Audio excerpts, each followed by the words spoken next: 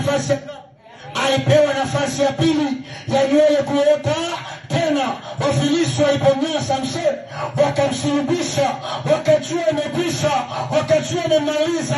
Walisahau kwamba iko nafasi ya pili, walisahau kwamba nywele zitasimama tena, walisahau kwamba Samsoni wakati unakuja.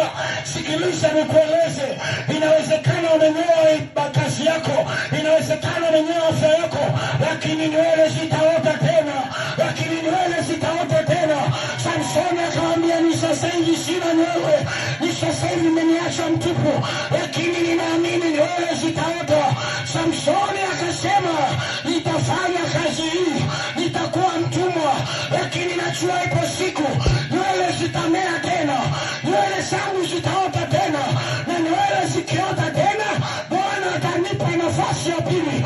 Na ninakutangazia jioni ya leo, nywele zikaota tena, ajira ikaote tena, kazi ikaote tena, nyumba yako ikaote tena, watoto wako wakaote tena. Adui walijua ameshinda, lakini nywele zikaota tena. Samsoni akasema, Baba nitazame, nywele zitaota.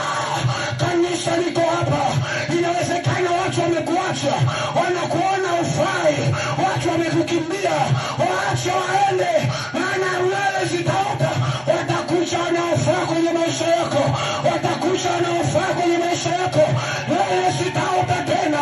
Wache wanaoenda waende, wanaongea wache waseme, waliharibu kazi yako wache waharibu, waliharibu watoto wako wache waharibu, lakini leo iko nafasi ya pili, nywele itaota tena, nywele zitaota.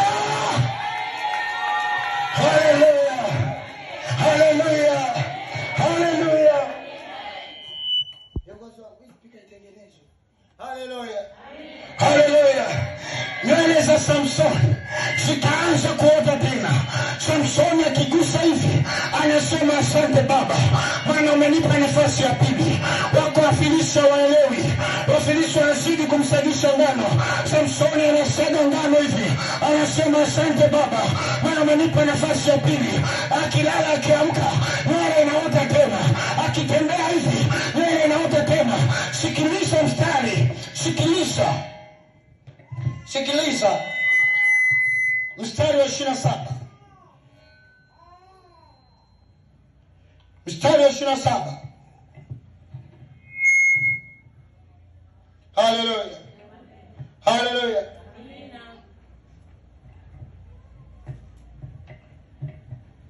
Ukianza 25 nasema, ikawa mioyo yao iliposhangilia wakasema,